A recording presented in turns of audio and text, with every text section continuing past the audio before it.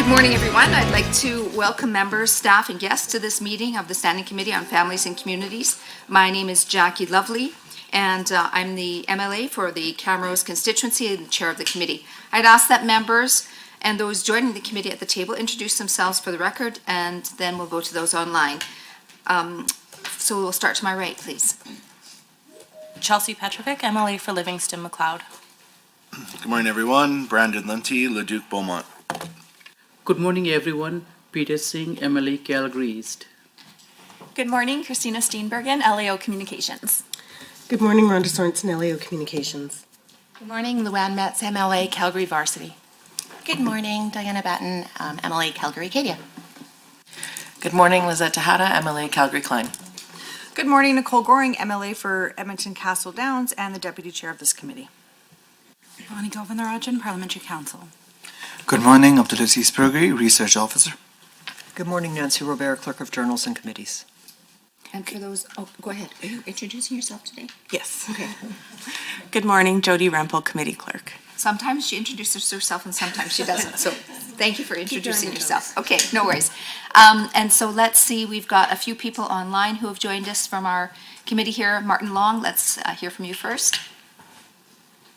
Martin Long, the MLA for West Yellowhead. Okay.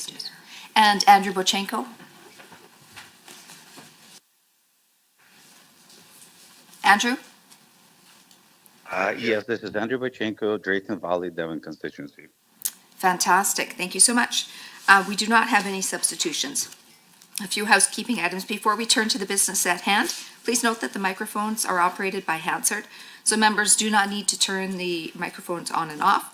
Committee proceedings are being live streamed on the internet and broadcast on Alberta Assembly TV. Members participating remotely should ensure they are prepared to speak or vote when called upon, and video conference participants are encouraged to have their cameras on, if possible, when speaking.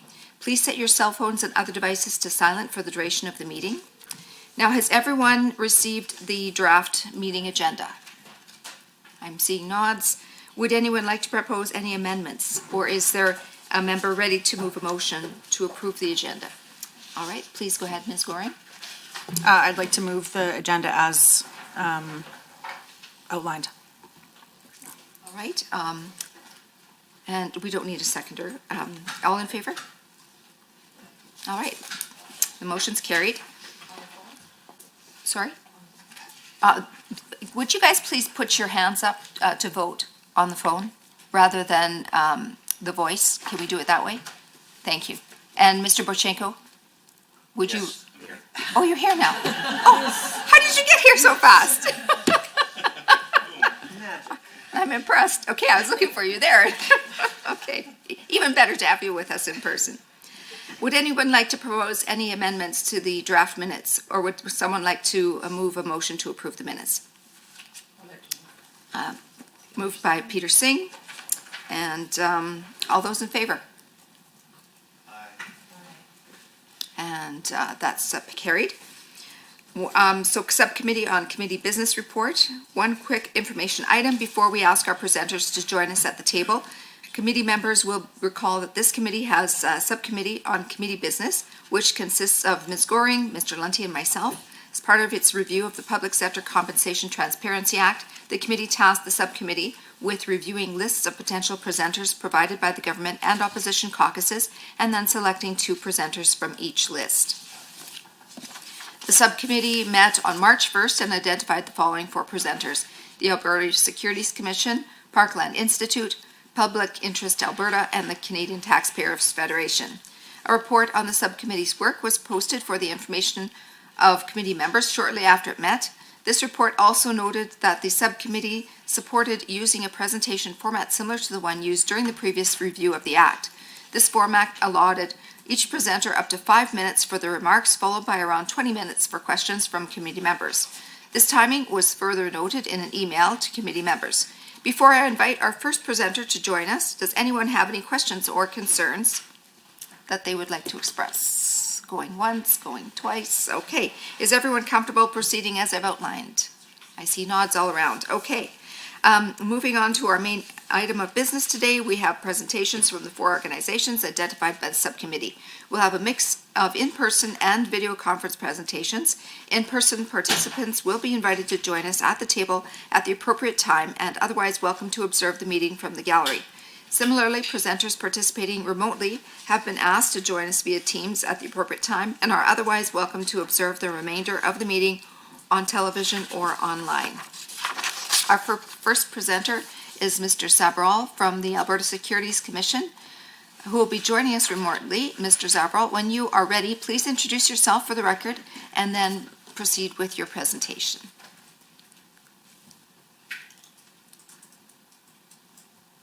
Thank you very much. My name is Samir Sabrawal. I'm the Executive Director at the Alberta Securities Commission. I'd like to thank you for the opportunity to address the committee this morning. Due to the time constraints, I'll only be able to address key themes during my presentation, but I would urge all committee members to review the letter that was provided by the Alberta Securities Commission, signed by me on its behalf in January of this year. The ASC is responsible for administering and enforcing Alberta's securities laws, and our mission is to foster a fair and efficient capital market in Alberta and to protect investors. At the end of 2022, the ASC had primary oversight responsibility for public companies that represented $742 billion in market value, and in that year alone, $14 billion was raised by these public companies. The ASC is not taxpayer funded. The industry pays the ASC for its regulatory services. That industry strongly desires an independent Alberta securities regulator that understands the complex issues that are faced by public companies, appreciates the uniqueness of the Alberta capital market, and can advocate for the Alberta public interest within Canada, and has the expertise and experience to be a best-in-class securities regulator that delivers a regulatory regime that allows for the efficient flow of capital from investors to businesses. In our view, the current disclosure regime is a barrier to the achievement of these goals, and it should be significantly revised. I'd first like to speak to the harm that we believe is caused by the current disclosure regime. In the ordinary course, disclosure of our employees' respective salaries would violate the Freedom of Information and Protection of Privacy Act. That is a very telling fact. In addition, the Act imposes the following harm to the ASC and Albertans. Number 1, employee morale is negatively affected. The disclosure cannot provide context, such as differences in responsibilities from job to job, performance, expertise, seniority, unique education or qualifications, competitive market pressures, leadership skills, and relative value to the organization, all of which are key to compensation levels. The disclosure creates animosity amongst colleagues, adversely impacts working relationships, creates unhealthy work environments, increases employee dissatisfaction, and ultimately can lead to negatively affecting the ASC's ability to serve the public interest. Number 2, retention is adversely impacted. Our professional staff include lawyers, accountants, engineers, and geologists, each of whom are critical to the policy, compliance, and enforcement work we do to protect Alberta investors and companies. The disclosure of salaries paid to our professional staff harms our retention efforts. The government is essentially giving our employment competitors in the private sector the means to extract our best employees. Number 3, administrative costs and burden. The preparation of the required disclosure is time and resource consuming. Human resources, finance, information technology, our general counsel, and our communications department are all required to attend to these tasks to ensure they're done in accordance with the legislation. So I think that leads us to ask ourselves, is it necessary to have this disclosure regime? From our perspective, reported commentary over the years provides evidence that only executive level compensation for the highest earners across all agencies, boards, and commissions appears to be of interest. The GOA is currently engaged in developing a new compensation framework. That, coupled with the oversight already provided by a public agency's government-appointed directors, should provide a robust governance model for compensation that is superior, quite frankly, to the salary disclosure dump that is mandated by the Act. So what should be done going forward? Well, we feel we are somewhat uniquely placed to offer a view here at the ASC. The ASC, in conjunction with our fellow capital market regulators across the country, sets the requirements for disclosure by all public companies in Canada. That is, we know a thing or two about requiring disclosure that empowers good decision-making and oversight by shareholders. And I would suggest that shareholders of public companies are no less concerned than the public about compensation practices. As a means of balancing privacy interests, transparency, and administrative burdens, we require only senior executive compensation to be disclosed by public companies.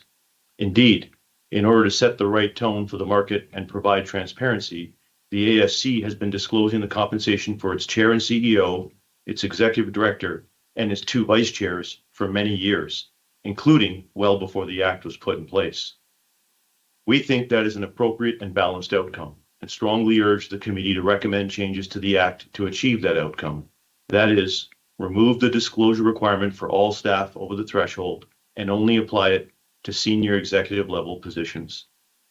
I'd be happy to take any questions that anyone in the committee might have at this time. Thank you so much for the presentation. Now I'll turn it back over to the committee for any questions. Go ahead, please.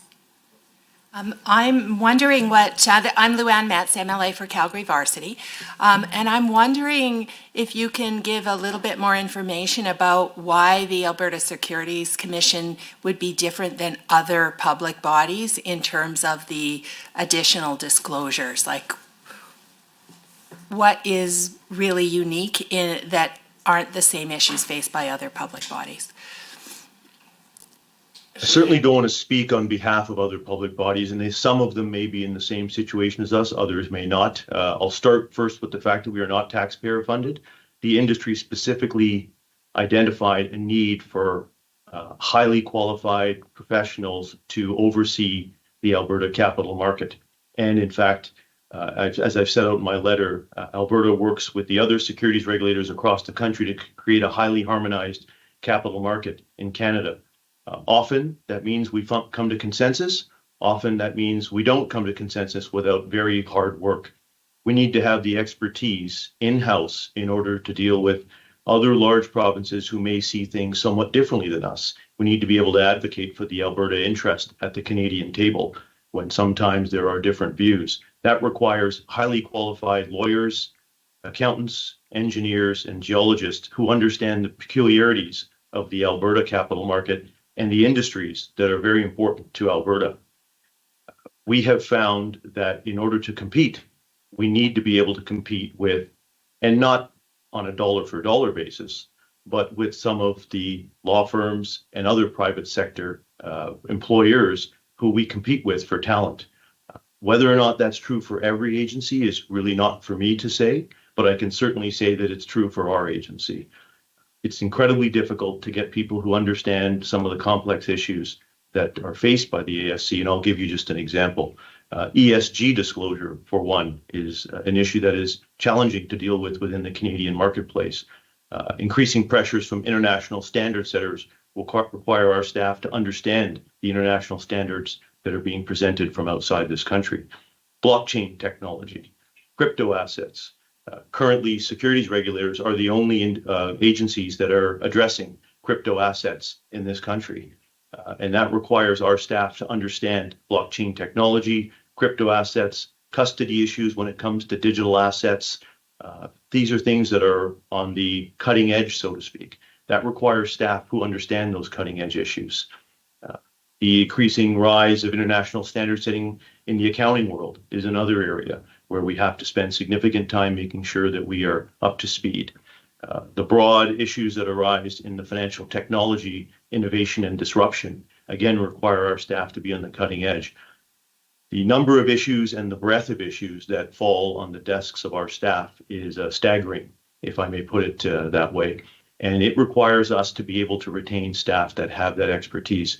Quite frankly, the salary freeze, which appears to be on its way out, hopefully, permanently, has certainly been a challenge for the ASC in terms of retention and recruitment.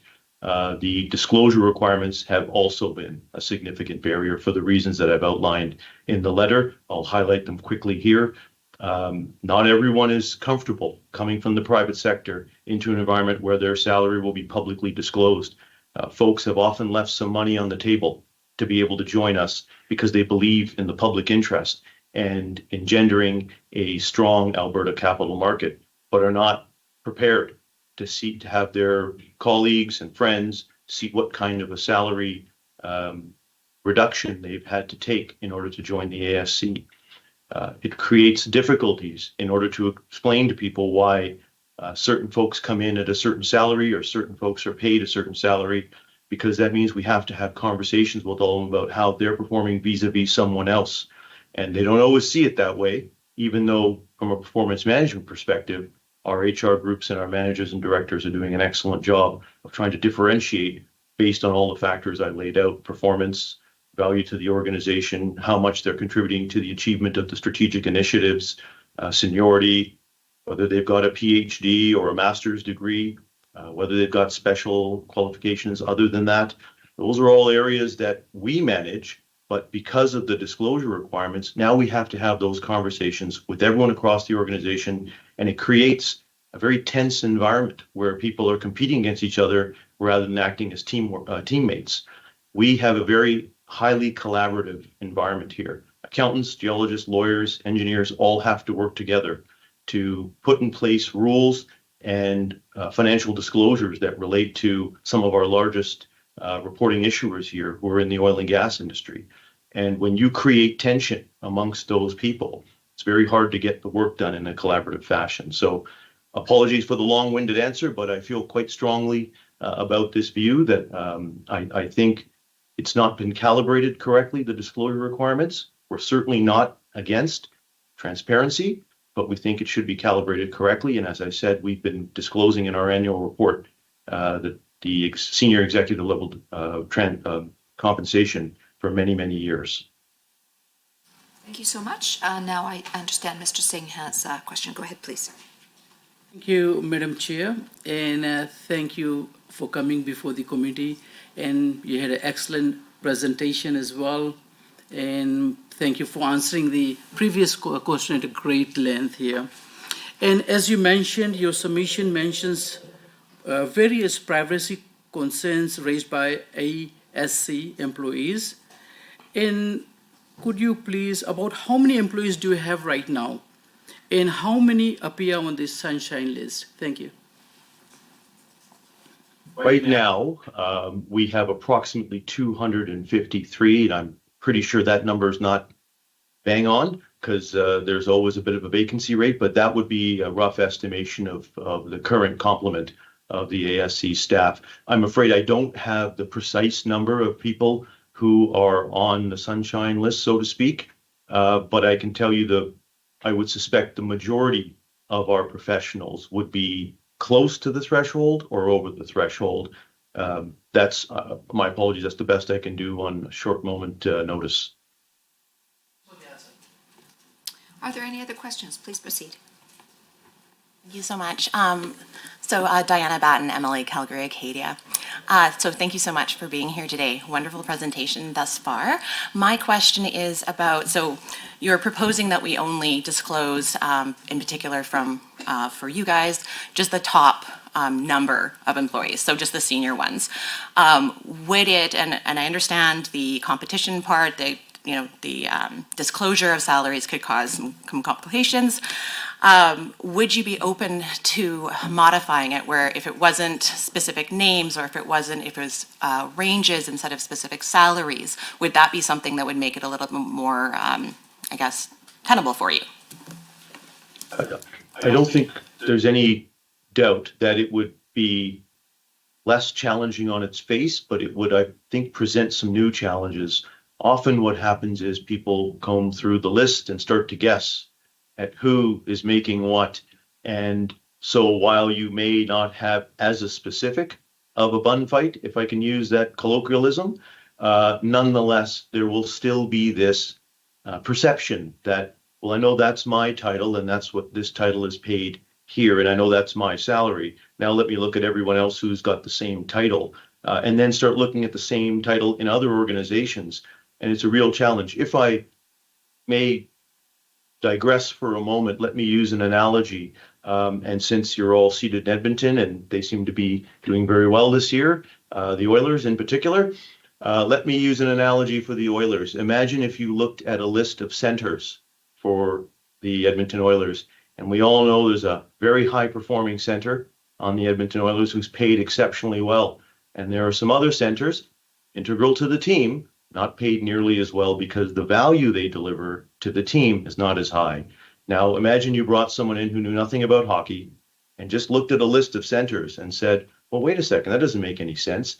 They're all centers. They're all playing for the same team. Shouldn't they be making the same amount of money? But of course, we know that isn't true. There are very good reasons for that differentiation. And so the challenge is for someone who doesn't know the organization, which is quite frankly most people who read the disclosure, they don't really know how to value and judge who is or is not paid appropriately. And so what this creates is an environment where people are guessing with very little information, and it causes a lot of consternation. And so ultimately, I think it doesn't really serve a very valuable purpose and creates quite a bit of harm and challenges for organizations. And I think all the agencies, I can tell you certainly at the ASC, people really enjoy coming here to work. They really value being able to put work in that serves the public interest. And we want them to want that. And we don't want to create an environment where folks are challenged to get along with each other or second guessing whether or not they're paid correctly based on a sliver of information. And I think the better calibration of the disclosure is really to highlight the top. I'm the executive director at the ASC. I know I'm putting myself in that pool, and I'm happy to do it because it's fair. It's fair for folks to know how the most senior executives in an organization are paired. I don't shy away from that, but I'm concerned about bringing that down to staff below us because I've seen firsthand some of the challenges it creates. Are there any other questions? All right. Well, thank you, sir. We appreciate your time and your expertise. Thank you for joining us today. Thank you very much. Enjoy the rest of your day. All right. And so do we have Dr. Foster here? Yes. Okay. So next, I'd like to invite Dr. Foster from the Parkland Institute to join us at the table. Thank you for joining us this morning, sir. I'll give you a second to get settled. When you're ready, please introduce yourself for the record and then begin your presentation. Well, thank you very much, Madam Chair, and to the committee for this opportunity to present on this important issue. My name is Jason Foster. I'm the Director of Parkland Institute at the University of Alberta, and I'm also Associate Professor of Human Resources and Labor Relations at Athabasca University. Parkland Institute is a non-partisan public interest research institute, which for over 25 years has conducted rigorous peer-reviewed research into a wide range of public policy issues and concerns. And so with that lens of public interest, Parkland considers the Public Sector Compensation Transparency Act an important part of ensuring appropriate accountability to Albertans. It is important to remember that this act was first enacted in part as a response to public outcry over revelations of excess salaries and perks afforded to some senior public sector officials. So we believe that the Act continues to have an important role today, but we also believe it could be improved with some small amendments. So I have three straightforward recommendations for you today regarding amendments to the Act. First, I would like to propose that a preamble be added to the beginning of the Act that clearly articulates the purpose and intent of the Act, and that intent would be to ensure the appropriate transparency to Albertans of the remuneration of public sector's senior leaders while respecting the privacy of public sector workers in general. I think it's important to clarify that the purpose of this legislation is to not reveal the wages of every public sector employee, but instead to focus accountability on those individuals who are in senior leadership positions and who are responsible for making decisions that affect millions of Albertans. Currently, the intent of the legislation is not made clear, and even though the Act is not even 10 years old yet, many have forgotten the series of events that led to its enactment. A preamble would make that purpose clear. My second recommendation is to alter the scope of who is covered by public disclosure. I would propose that while we do maintain the existing financial threshold, that we add a provision that states that disclosure only applies to employees whose remuneration is determined by an individual contract of employment. Employees whose compensation is determined by a collective agreement should be exempt from this disclosure. And my rationale is fairly straightforward. Employees covered by collective agreements cannot negotiate their own compensation. This act was a measure to address concerns about secret deals with high-level officials providing gold-plated severances, inappropriate perks, and the like. This amendment would have the provisions of the act more closely aligned with its original intent by ensuring only those employees who have latitude in negotiating their compensation are covered. A scan of the Sunshine Lists finds a number of registered nurses, paramedics, other non-leadership positions scattered in amongst this list of deputy ministers, CEOs, and senior executives. We failed to sort of see a public interest argument in knowing the name and pay of a registered nurse. All that really tells us is they worked a whole bunch of overtime that year. The concerns about revealing their identity in a public document outweigh the benefits of including them in the list. I also add the collective agreements are already public documents as they are filed with the Labour Relations Board. Therefore, a member of the public can learn wage levels at an aggregate level without the need of the Sunshine List. My third recommendation is admittedly less precise. I believe that the Act as written is missing an opportunity to use the public disclosure that it offers to further our understanding about pay equity in the public service. Many Albertans might be interested, for example, to see if female senior officials are paid more or less than their male counterparts. The information disclosed currently is insufficient to be able to perform a pay equity analysis. As the Sunshine List only covers the highest income earners, it's an imperfect tool for such an analysis, but it could be seen as an interesting starting place. I'm cautious about this recommendation, as I am also alert to the privacy concerns releasing additional information may cause. Maybe then the solution would be that the disclosure of demographic information could be voluntary, or be done in some fashion that only minimally impacts employee privacy. I point this out just as a possible policy usage of this legislation that is currently not being taken advantage of, but would need to be crafted appropriately.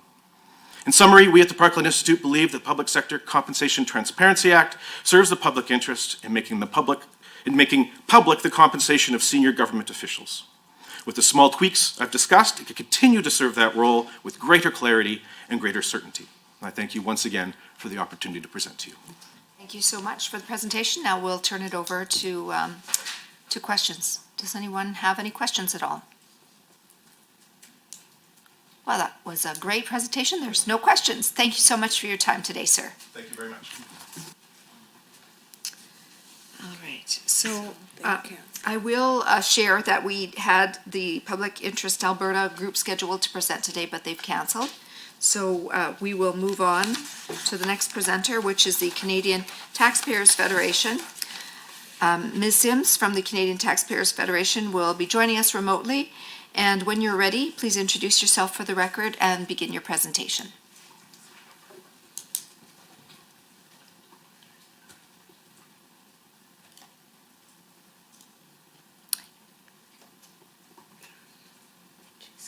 Hello, it's Christine Sims here. I was told I was up at 10 o'clock, so I'm just having a little bit of a struggle with my laptop at the moment, but I should be able to join you within the next 2 minutes. I'm just on my phone right now. Why don't we just take a 2-minute break then, or a 5-minute? We'll take a 5-minute break to give you ample time to get prepared, and then we'll resume if that's okay.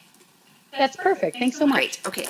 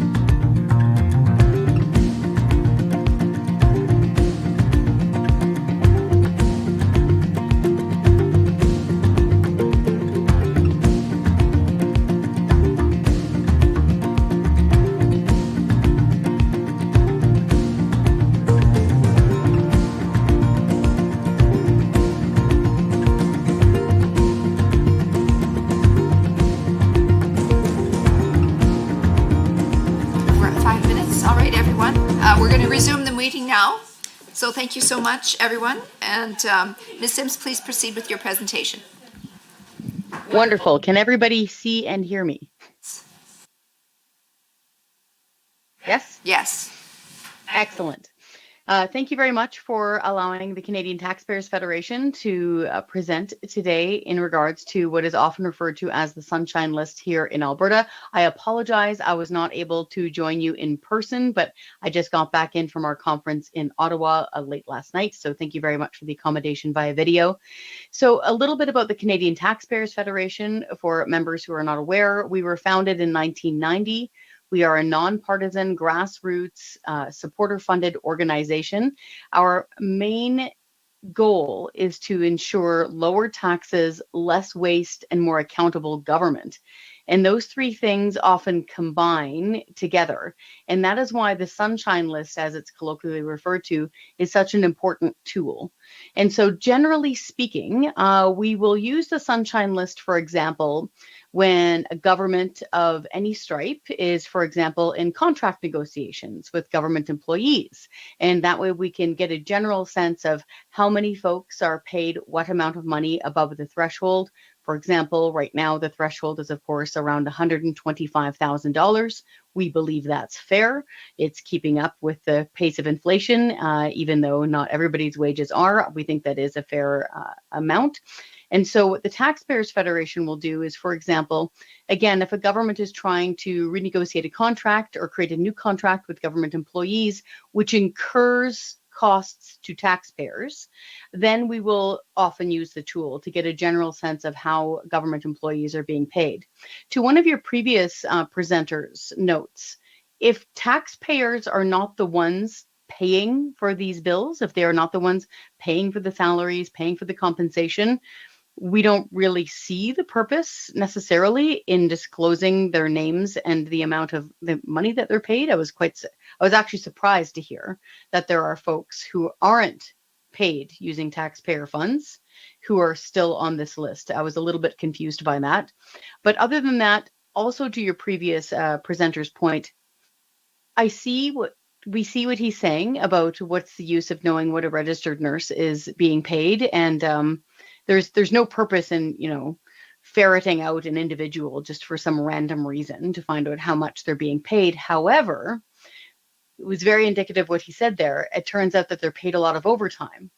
When you're getting into things like contract negotiations that are between the government and taxpayers' money, it is sometimes important to know if all of a sudden a registered nurse is being paid an explosive amount of overtime pay, because again, that is taxpayers' funds. And so generally speaking, we believe that this tool within the province of Alberta is working well. A preamble explaining a little bit more of why it's up there on the website, how often it is updated, its purposeful tool, how often journalists use it, how often advocacy organizations use it, could perhaps be helpful. But generally speaking, we're pretty happy with how the tool is functioning right now, and it's mostly used on an as-needed basis. And I'm happy to take any questions about the Canadian Taxpayers Federation and when it comes to things like sunshine lists and transparency for government. Fantastic. Okay, well, we'll turn it over for questions. Please proceed. Hello, thank you for presenting. I'm Luann Metz, the MLA for Calgary Varsity. With regards to overtime pay to an individual, do you see any value in having the person's name? Not necessarily. This is something I would like. When this came up, I found this very interesting in the previous presentation. And so I would need to fly that up the flagpole to really ask what my older members of my organization feel. I've been in Alberta now for about a year and a half. And if there's some essential reason why folks need all of the names in there, I don't want to misspeak and say, oh, that's no problem, get rid of it. Generally speaking, no. Usually, we want to know the amounts and we want to know the positions, but we also need to know that these are individuals. So they're not just being lumped together in a group, that they're not being suddenly tabulated. It looks like my video has stopped working. Can everybody still hear me? Please proceed. Yes. I apologize. No worries. Okay, sorry about that. So we don't want to see them grouped together so that they're less transparent. But as far as the higher level managers, higher level executive directors, things like that, yes, we do want to know their names, because quite often if something comes up in the news, for example, if there's a very generous severance package, things like that, we need to be able to trace back and get receipts, as it said. But generally speaking, for a rank and file nurse, maybe not. But I just don't want to go directly saying no problem, get rid of all the names at this point.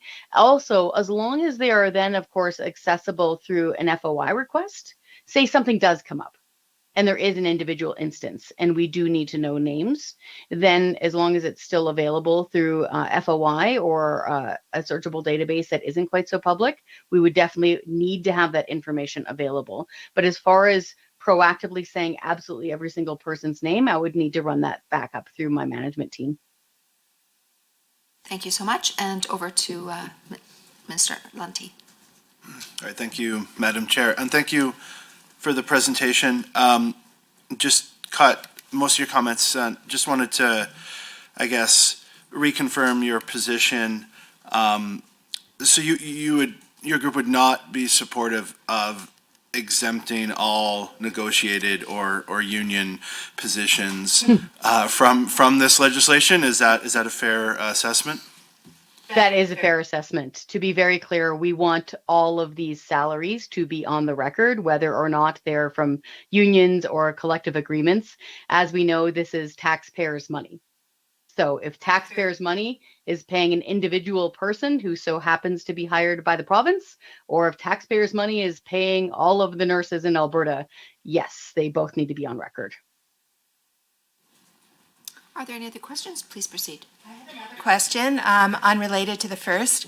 So if the taxpayers' money is being used to contract out a service, how do you feel about that? Should the salaries for that company that's might be only providing that service be included as well?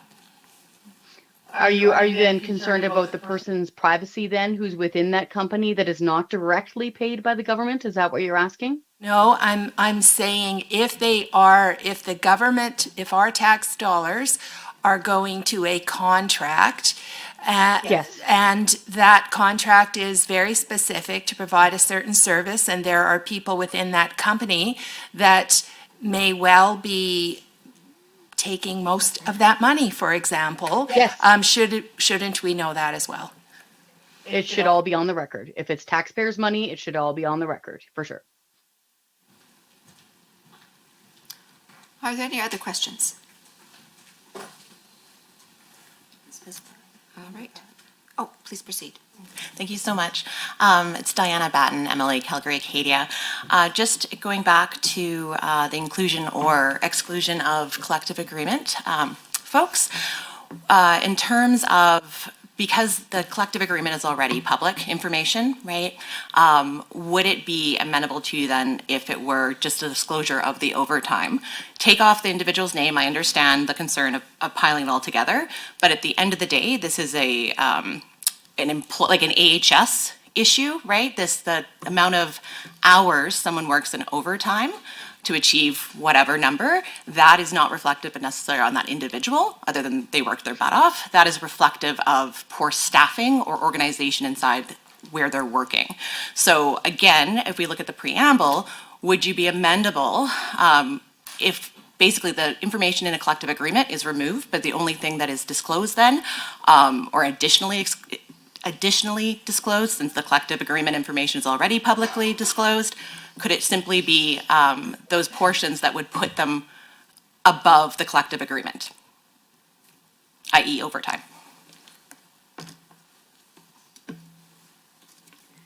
I think we would be worried then that we would be losing track of the number of full-time employees, and then also how those employees and how much they are paid, right? Because as soon as we start removing data from this, we removed elements of transparency, and that starts getting our supporters concerned, because again, this is taxpayers' money.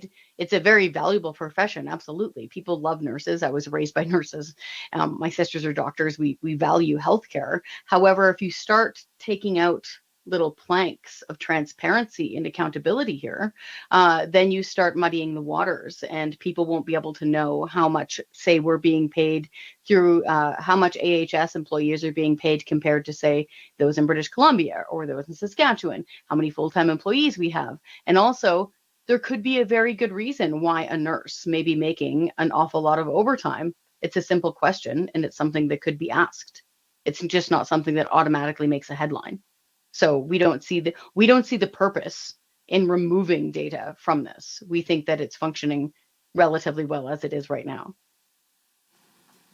Are there any other questions? Please proceed. So my question is around appointments. So last week, a former UCP board president was appointed to the head of Alberta Foundation for the Arts. Do you think that this legislation should be amended to include appointments that appear to be rooted in patronage or sort of political appointments? And what would those amendments look like? That's a great question, and it cuts both ways. And so as soon as you start getting into value judgments, how someone was or was not appointed, then you start getting into opinion and differences of opinion. You know, how much were they friendly with a party or a previous government? It doesn't matter if it's UCP, NDP, or whatever party it is. That's why, as of right now, it's very cold and clear data, right? There's the person, there's the individual's title, it's how much they're paid, it's whether or not they got severance and how much. There's not a lot of color in there to describe it. It's a lot of numbers and a lot of data. Personally, I would prefer it that way, because otherwise we might wind up getting into arguments as how do you describe patronage, and how long is the cooling off period between when somebody leaves a position and then gets appointed to another one. Then you start really getting into some great editorials and some great op-eds and maybe some good fodder for radio shows. But as far as the actual mechanism of the tool that is the Sunshine List, we would like to keep that as nice and clear as possible so that every organization and journalist who wants to use it, or taxpayer who wants to go through it, can use it. So it's not only the Canadian Taxpayers Federation, of course, that will use something like a Sunshine List or an FOI mechanism. There's all sorts of advocacy organizations from across the political spectrum that use these same tools, and we would like to see them stay as neutral and objective and clear as possible. Are there any other questions? Go ahead, sure. So in terms of agencies, boards, and commissions, apart from appointments, we know that the limits on the salaries have actually been removed now. So how can the Public Sector Compensation Transparency Act be amended to ensure that they're still accountable to the Alberta taxpayer? I'm sorry, I don't think I'm understanding. Are you saying that there are some folks now that are exempt? Because I thought it was just straight up, if you make a little bit over $125,000 per year, you are then on the list. Is that not true? So that was my understanding. Limits have been removed. So the limits have been removed for agencies, boards, and commissions. And there could be appointments. So if those limits are removed, what would you suggest as an amendment, I guess, to ensure that the expenditures are still accountable? And so, sorry, I'm misunderstanding. Is the actual amount, so you say limits are removed, does that mean they're just paid whatever they're paid, but the amount is still noted? Like I can see how much they're still paid?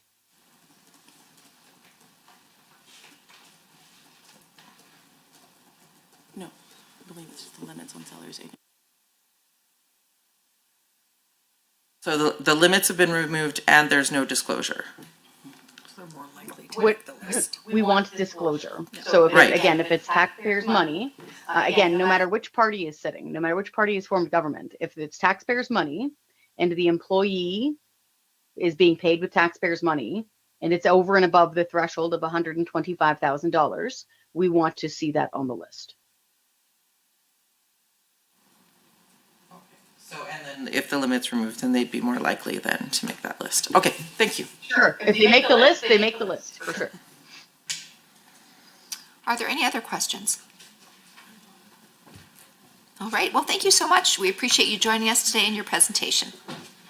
We sincerely appreciate the invitation. Thank you, and thank you for taking this work seriously. We really appreciate the tool. All All right, well, you have an awesome day. Thanks. Thanks.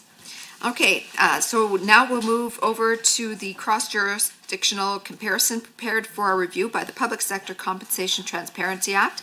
I'd like to ask Mr. Burgry, have I said your name properly? Yeah, Burgry, that's good. Burgry, to give us an overview of this document. Thank you very much, Madam Chair. What I'm going to do in this brief presentation is give the committee a brief overview of the cross-jurisdiction review that we have prepared. I'd like to start by mentioning that there are 5 jurisdictions in Canada that have a public sector compensation legislation. I'm going to first list them, and then I'm going to talk about a few other jurisdictions as well. So the 5 jurisdictions that have public sector compensation legislation are British Columbia, Manitoba, Ontario, Nova Scotia, Newfoundland, and Labrador. There are a couple of other jurisdictions like Saskatchewan that do have a sunshine list, but they do not publish it as part of the public sector compensation legislation. It's part of their public accounts within which they release the information. Ontario, Manitoba, and British Columbia have the oldest public sector compensation legislation. They were enacted in 1996. British Columbia has 2 statutes with regards to public sector compensation legislation. There is the Public Sector Employers Act, which deals with executive compensation, and there's Financial Information Act, which deals more with public sector employees. It may also be important for the committee to note that since the Public Sector Compensation Act was last reviewed, that was in 2019, no jurisdiction in Canada has come up with new public sector legislation. Now I'd like to move to the structure of the cross-jurisdictional review. So we have divided this cross-jurisdiction into 4 parts. These are the parts that you can find in our index. And I'm going to list all 4 of them, and I'll briefly then talk about each part just to give the committee some context as to what we found. So the first part of the cross-jurisdiction relates to the entities and individuals to which the public sector compensation applies. The second part of the cross-jurisdiction deals with the compensation threshold at or above which disclosure is mandatory. The third part of the cross-jurisdiction talks about what specific compensation information is disclosed within each jurisdiction. That does slightly vary, and I will get into that. And lastly, we briefly talk about exemptions and how in each jurisdiction's exemption may be similar or they may differ. So within a cross-jurisdiction, for entities and individuals to which the public sector compensation legislation applies, on page 13, we have a table titled Table 2, which has a category of all the public bodies or entities to which the Act applies, within which I'm going to list, I won't list all of them, but I'll list a few of them. There are provincial government ministries, public agencies, school board and districts in some jurisdictions, not all. Within the table, you'd also be able to see which specific act or section applies to those entities. Second, I'd probably add one more thing within this part, is that there are some entities, for example, the judiciary, that are included in some jurisdiction, police officers that are included in some. These are not included within Alberta, but there are some jurisdictions within where they are. The next part that I'd like to talk about is the compensation threshold at or above which disclosure is mandatory. On page 15, we have another table that's titled Table 3, within which we have listed the compensation disclosure thresholds. Now, in Alberta, as well as in Manitoba, compensation thresholds are indexed. So every year, depending on inflation, compensation thresholds may increase. So within Alberta, currently, for government employees, the public sector compensation transparency for 2023 is $125,000. Whereas for public sector bodies, it is $150,000. There are also some jurisdictions that do not have their threshold index. So, for example, Ontario has a limit of $100,000, and it has remained the same since 1996. It's not changed since then. Now I'd like to move to the third part of the cross-jurisdiction, which talks about the compensation information disclosed, so how much information is disclosed within each organization. There have been a few recommendations about this. I'll try and talk about what each jurisdiction does very briefly. So on page 20, there's another table that we have, that's table 4, that talks about how much information each jurisdiction identifies that has to be revealed in the cross-jurisdiction report.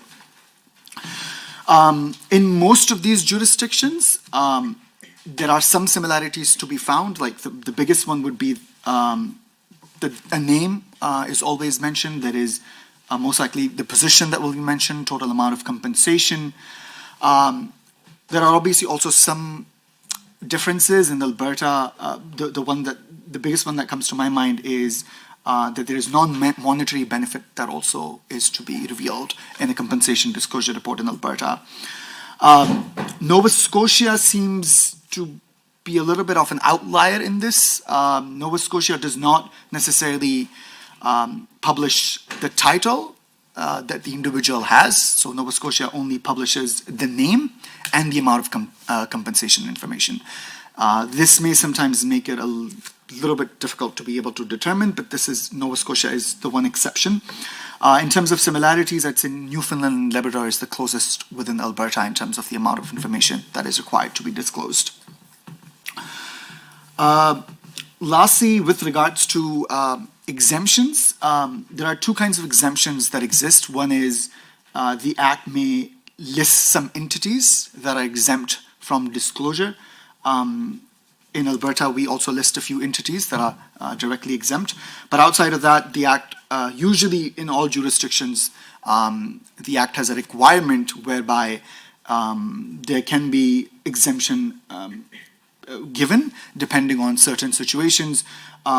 If an individual's, for example, if an individual is threatened, that may be a reason for an exemption to be granted. This is something that you would find in more or less all jurisdictions, but yeah, I'm not going to go into too much detail. The one information that I do want to flag for the committee is that there is one sort of type of organization, and the one that we have found is police forces, where in Manitoba, the name is replaced by an identifier.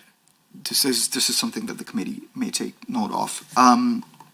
But we have not found this being the case in all the cases, as I've stated in one of our tables, that most jurisdictions do require the disclosure of name, position, and title. I believe that is it for my brief presentation on the cross-jurisdictional document. If there are any questions, I'm happy to take them. Thank you. Questions? Please proceed, Mr. Singh.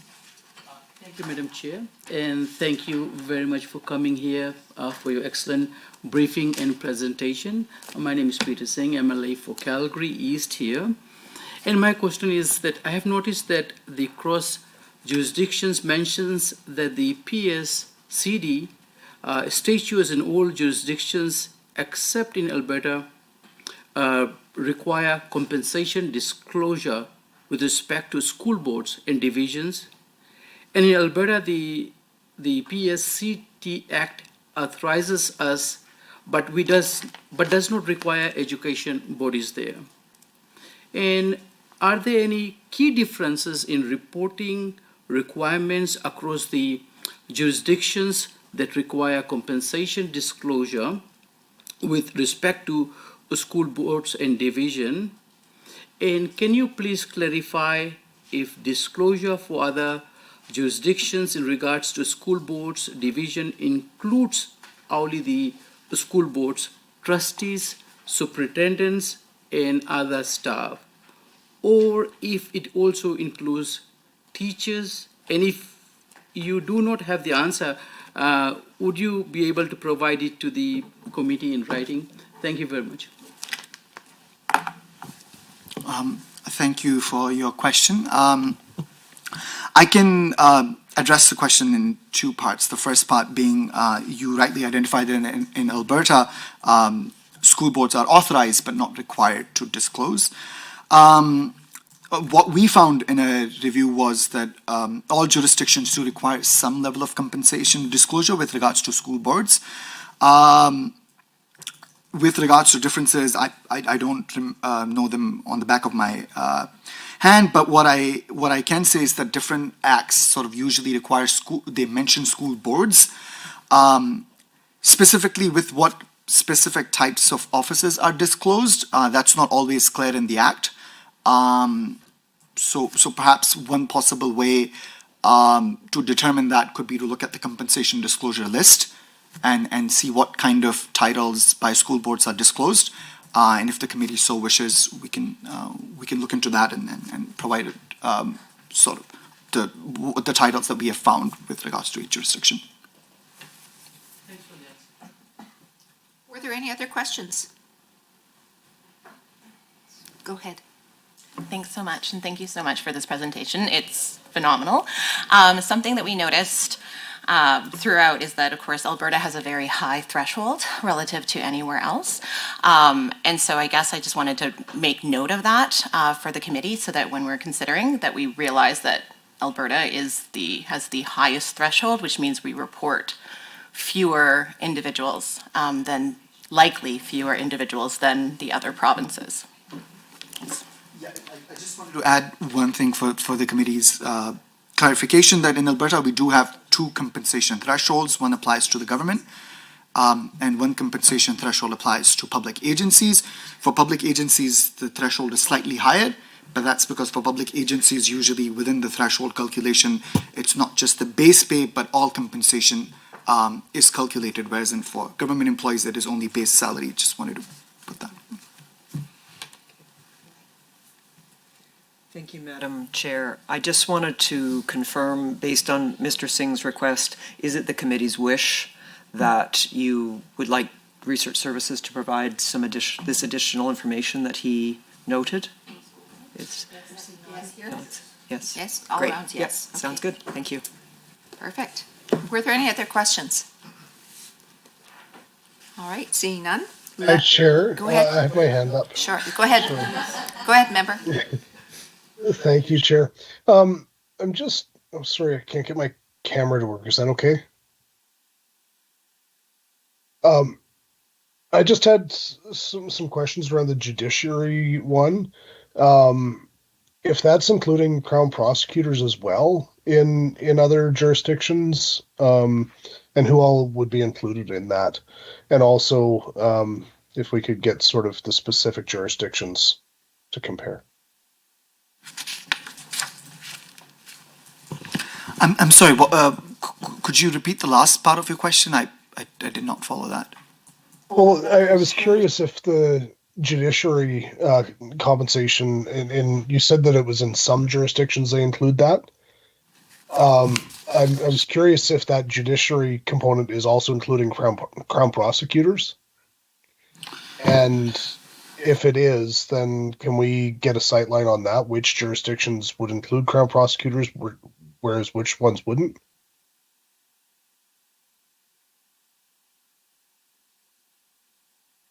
Yeah, I do want to make one thing clear, which is that when we talk about judiciary being mentioned, judiciary usually is justices or judges that are usually mentioned in this. Crown prosecution would be part of the government, whereas judges would be a separate category. So I just want to make that clarification. There are some jurisdictions that do include judiciary, but just to make this clear, no act explicitly mentions judiciary. It is when you look at the disclosure list, it is when you see name of some judges. So the acts don't explicitly say that judiciary's compensation will be disclosed, but upon looking at the disclosure list, there are some judges that are involved. Fantastic. We have another Thank you. Is the compensation for medical examiners made in other jurisdictions and in Alberta, along with the a note about what is required to be a medical examiner in different places, because we have a real shortage here, and maybe we need to make this more public, what the pay is. If you just give me a minute.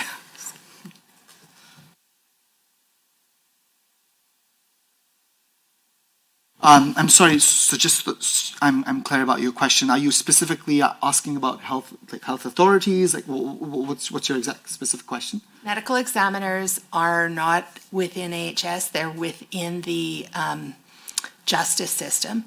And so I'm wondering if they are included in this somehow, somewhere.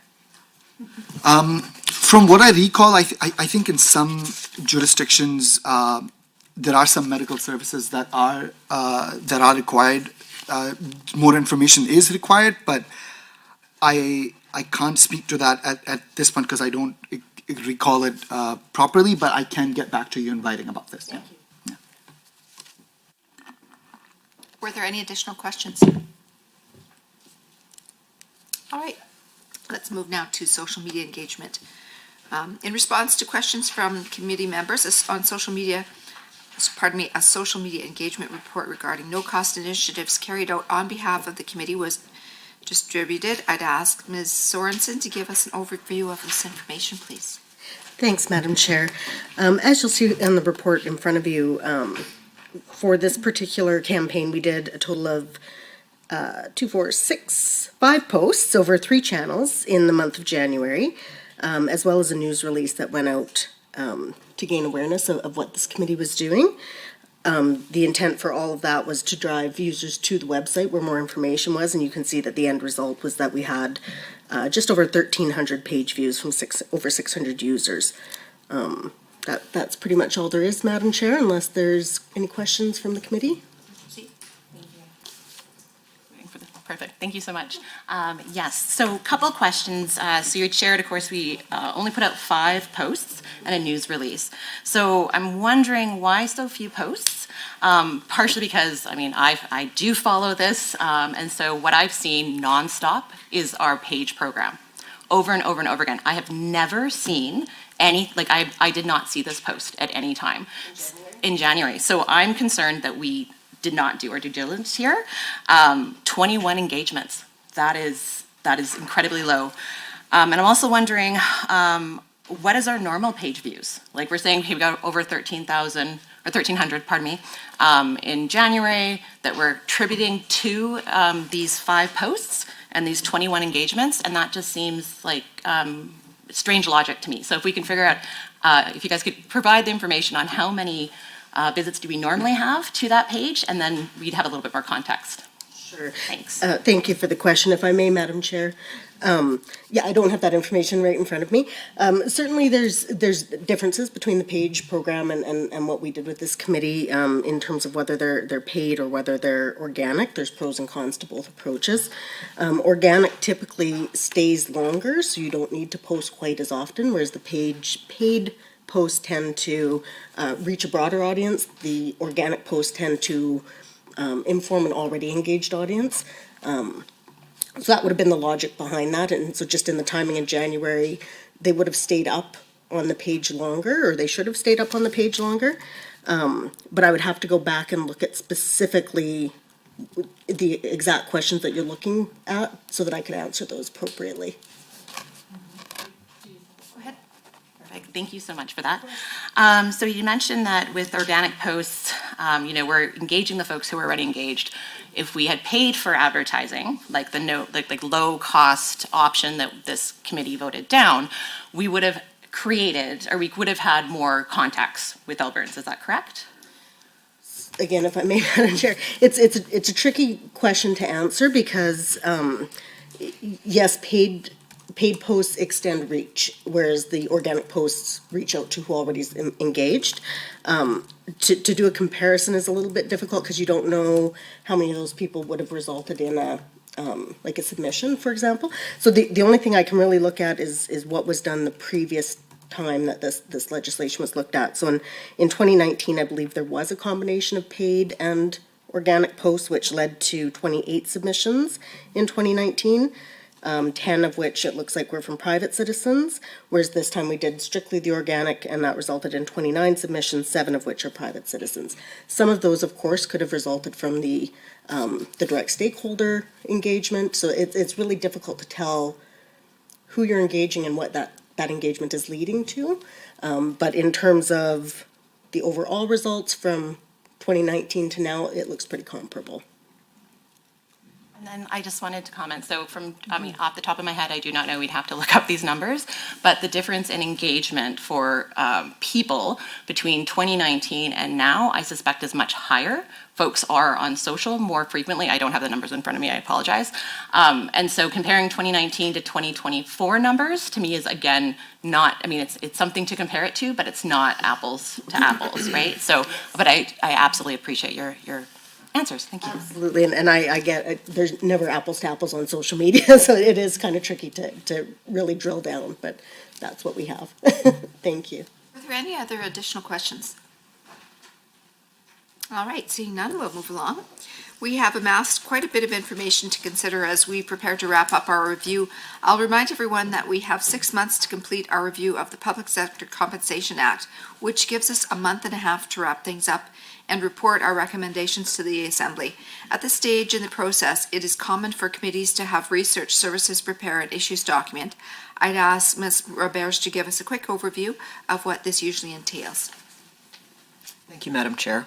Yes, happy to do that. And there are quite a few new MLAs on this committee who will not have gone through this before. So I will explain the process that committees typically follow at this stage of the game. As the chair has indicated, the committee's collected a great deal, a good deal of information from stakeholder engagement, from private citizens, from the oral presentations that the committee heard earlier today. And so in order to try to help the committee as it goes into its deliberation process, Research Services is quite happy if the committee wishes to prepare what we call an issues and proposals document. And it's this 4-column chart that breaks down all of the recommendations that have been made and significant issues that have been raised by category, and then gives a bit more detail on who made the recommendation and some context around it.